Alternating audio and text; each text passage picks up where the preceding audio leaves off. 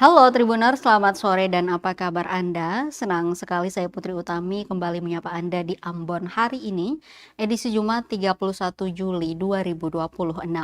Di mana selama beberapa menit ke depan, kami akan menghadirkan sejumlah informasi terbaru dari beberapa daerah di Maluku untuk Anda. Kita mulai dengan berita pertama. 11 kali putusan gugatan Artagraha 92,7 miliar ditunda, penggugat pertanyakan kinerja PN Ambon. Proses persidangan gugatan perdata senilai 92,7 miliar antara Tom Charles John Tanago dan George Tanago melawan PT Bank Artagraha International Tbk cabang Ambon kembali menjadi sorotan. Pasalnya berdasarkan data pada Sistem Informasi Penelusuran Perkara atau SIPP Pengadilan Negeri Ambon, pembacaan putusan dalam perkara nomor 218-PDT-G-2025-PNAMB tercatat telah mengalami 11 kali penundaan sejak dijadwalkan melalui sistem e-court pada 31 Maret 2026. Penundaan yang berulang itu memunculkan tanda tanya dari pihak penggugat. Hingga kini, putusan yang dinanti belum juga dibacakan oleh majelis hakim. Berdasarkan jadwal persidangan terbaru yang tercantum dalam laman SIPP-PN Ambon, agenda pembacaan putusan kembali ditunda dan dijadwalkan berlangsung pada Selasa 4 Agustus 2026. Penggugat Tom Charles John Tanago mempertanyakan alasan dibalik berulangnya penundaan tersebut. Penundaan yang terjadi berulang kali itu menjadi perhatian karena perkara tersebut telah memasuki tahap akhir persidangan, yakni pembacaan putusan. Gugatan bernilai 92,7 miliar, di mana perkara ini berawal dari gugatan perdata yang diajukan George Tanago dan Tom Charles John Tanago terhadap PT Bank Artagraha International Tbk cabang Ambon. Dalam gugatan yang terdaftar dengan nomor 218-PDT-G-2025-PNAMB, para penggugat mendalilkan adanya dugaan perbuatan melawan hukum atau PMH dalam pengelolaan fasilitas kredit revolving loan 1, 2, dan 3 dengan total plafon mencapai 35,4 miliar rupiah. Menurut penggugat, dana yang benar-benar digunakan atau baki debit hanya sebesar 30,29 miliar. Sehingga kewajiban pembayaran dinilai seharusnya hanya berupa sisa pokok pinjaman tanpa pembebanan bunga, denda maupun tunggakan yang dianggap tidak sesuai. Selain itu, mereka juga mempersoalkan nilai aset yang dijadikan agunan. Berdasarkan hasil penilaian Kantor Jasa Penilaian Publik atau KJPP pada 25 Oktober 2017, penggugat menduga terdapat selisih nilai sisa aset jaminan sebesar 42,7 miliar. Atas dasar itu, para penggugat menuntut ganti rugi material 42,7 miliar dan ganti rugi imaterial 50 miliar, sehingga total nilai gugatan mencapai 92,7 miliar.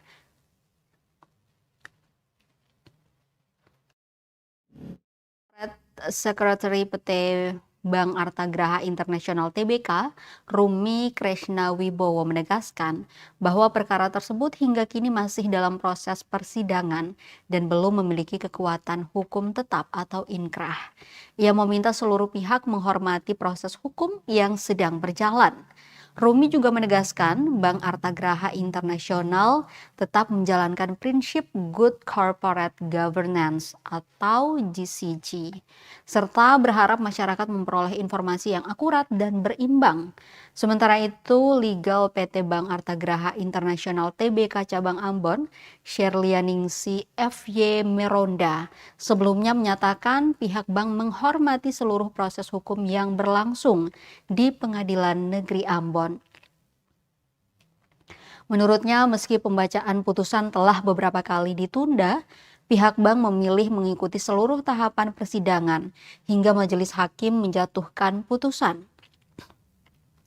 Ia juga menegaskan bahwa tuduhan adanya perbuatan melawan hukum merupakan dalil yang diajukan oleh pihak penggugat, sedangkan seluruh jawaban dan bantahan bank telah disampaikan melalui mekanisme persidangan.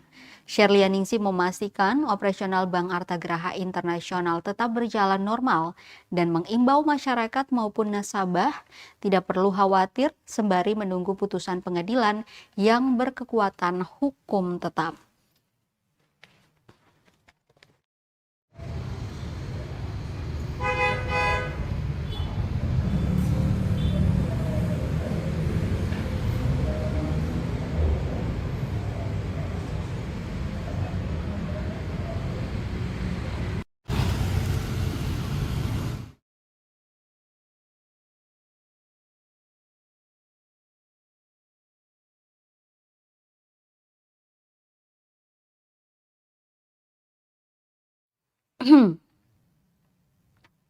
Informasi lainnya, Tribuners, tingkatkan kualitas nelayan di Ambon. BMKG gandeng Pemkot gelar SLCN 2026 diikuti 40 warga. Sebanyak 40 nelayan ikut sekolah lapang cuaca nelayan atau SLCN di ruang Vlissingen Balai Kota Ambon, Kamis 30 Juli 2026.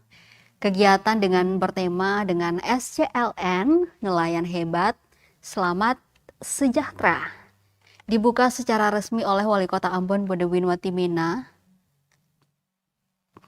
SLCN ini, Tribuners, bertujuan meningkatkan kemampuan nelayan dalam memahami dan memanfaatkan informasi cuaca maritim sebagai dasar pengambilan keputusan sebelum melaut.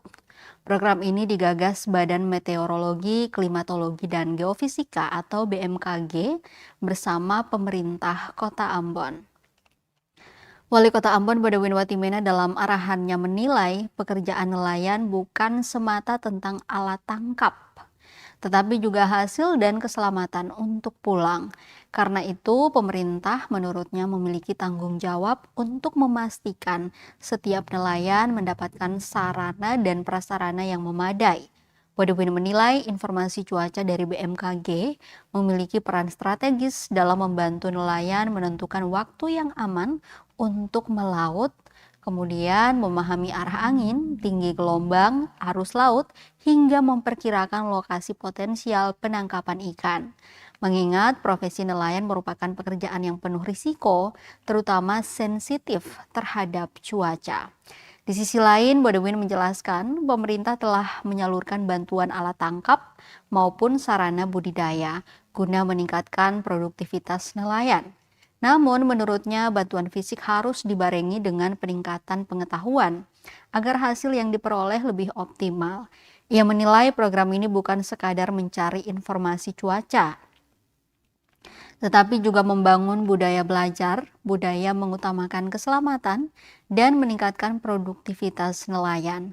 Ia berharap melalui SLCN, para nelayan mampu memanfaatkan teknologi dan informasi cuaca secara maksimal, sehingga aktivitas melaut menjadi lebih efisien, mengurangi risiko kecelakaan, sekaligus meningkatkan hasil tangkapan.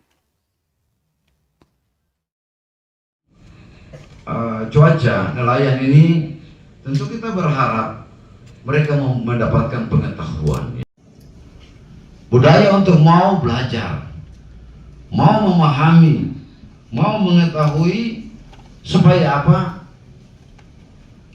Kampung nelayan meraputi di jalan, maka ini akan bermanfaat sekali untuk meningkatkan produksi hasil perikanan kita.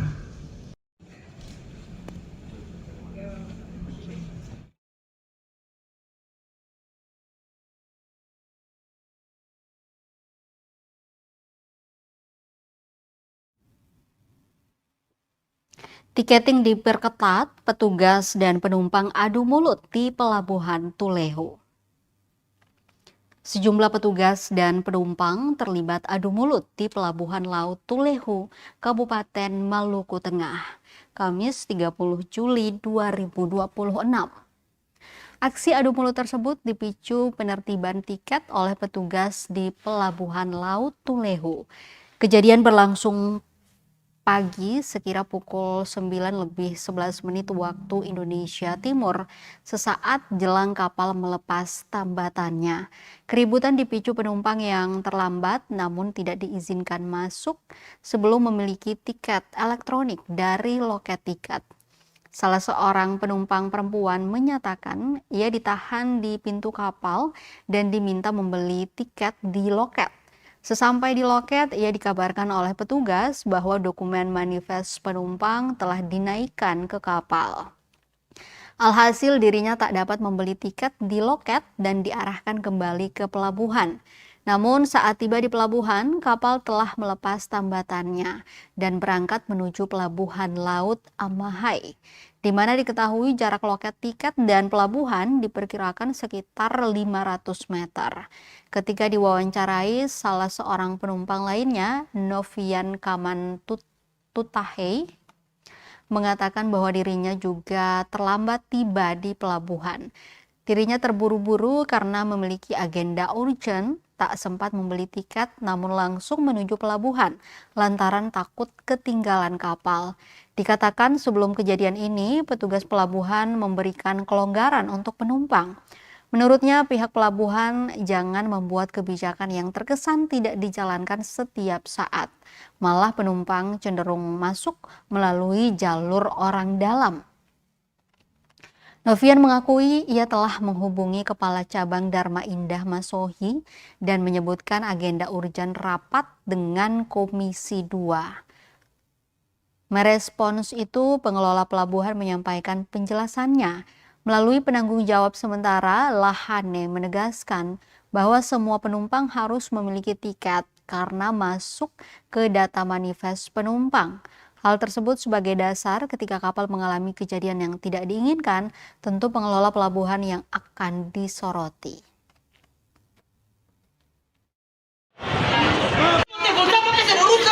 Begini Pak, kalau di sini kaca pilih, dengar sana kata dengar ya, beta sekali. Beta sudah bilang, beta dari Ambon terlambat. Ya tapi bapak sebenarnya beta buru-buru cerita. Lalu apa saksi? Apa salahnya? Orang dikirim kita.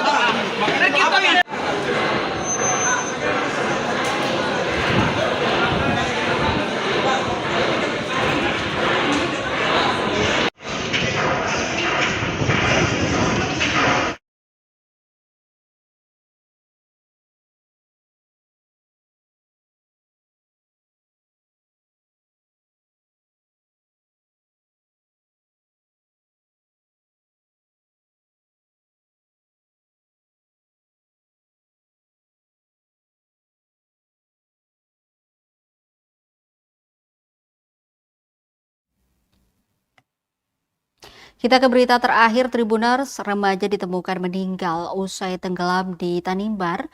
Dua tragedi serupa terjadi kurang dari sepekan. Perairan Kabupaten Kepulauan Tanimbar kembali memakan korban jiwa. Belum genap sepekan setelah operasi pencarian nelayan asal desa Alusi, Kelaan yang tenggelam saat menyelam mencari ikan berakhir, insiden serupa kembali terjadi. Kali ini seorang remaja berusia 15 tahun, Yosep Atajalim, ditemukan meninggal dunia setelah hilang saat menyelam di perairan desa Kabiarat. Korban ditemukan tim SAR gabungan pada hari ketiga operasi pencarian, Kamis 30 Juli 2026. Sekitar pukul 10 pagi di pesisir pantai desa Kabiarat. Setelah dievakuasi, jenazah Yosep langsung dibawa ke rumah duka dan diserahkan kepada pihak keluarga.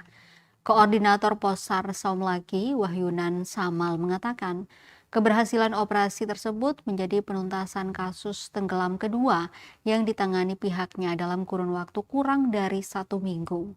Menurut Wahyunan, laporan mengenai kecelakaan laut itu diterima Pos SAR Saumlaki dari Babin Kamtipmas Desa Kabiarat pada Selasa 28 Juli 2026 sekitar pukul 10:55 waktu Indonesia Timur. Berdasarkan informasi yang diterima pada Senin 27 Juli sekitar pukul 4 sore, Yosep Atajalin bersama rekannya Luis Batseran pergi mencari kerang dan menyelam mencari ikan di lokasi yang berbeda di sekitar perairan Desa Kabiarat. Sekitar pukul 5 sore, Luis berhasil kembali ke rumah. Namun Yosep tak kunjung pulang sehingga diduga tenggelam saat menyelam.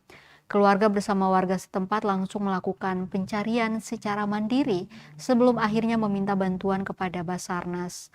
Operasi SAR kemudian digelar selama 3 hari, namun korban baru ditemukan pada hari ketiga dalam kondisi meninggal dunia.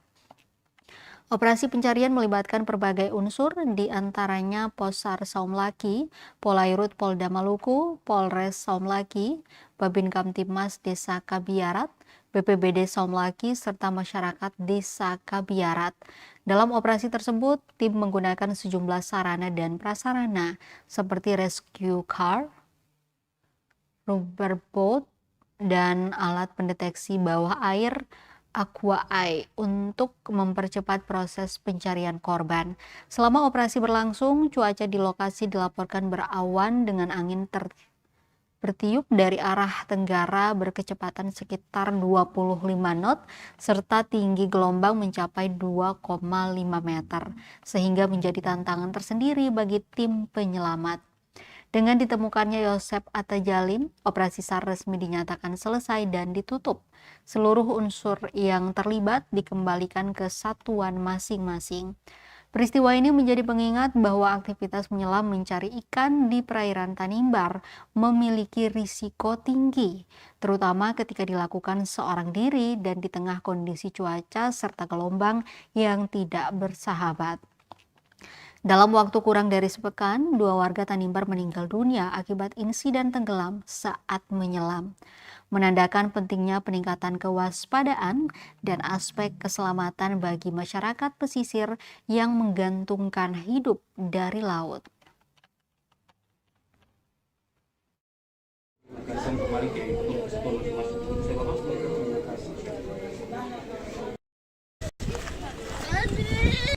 Tim SAR gabungan berhasil menemukan korban atas nama Yosep Atajalin, umur 15 tahun, di pesisir pantai Desa Kabiarat dengan jarak 60 meter pada air tawar. Dengan koordinat 7 derajat 55 menit 2 detik 00 Sierra, 131 derajat 20 menit 29 detik 00 Eko. Heading 150 73 derajat arah tenggara dari Desa Kabiarat. Korban telah ditemukan dalam kondisi meninggal dunia. Saat ini korban telah diserahkan ke pihak keluarga untuk dimakamkan pukul 10.30 waktu Indonesia Timur. Dengan ditemuannya korban dalam keadaan meninggal dunia, saat ini korban telah diserahkan ke pihak keluarga untuk dimakamkan. Maka operasi SAR pencarian dinyatakan selesai dan ditutup. Kepada unsur yang terlibat dikembalikan ke kesatuannya masing-masing. Terima kasih.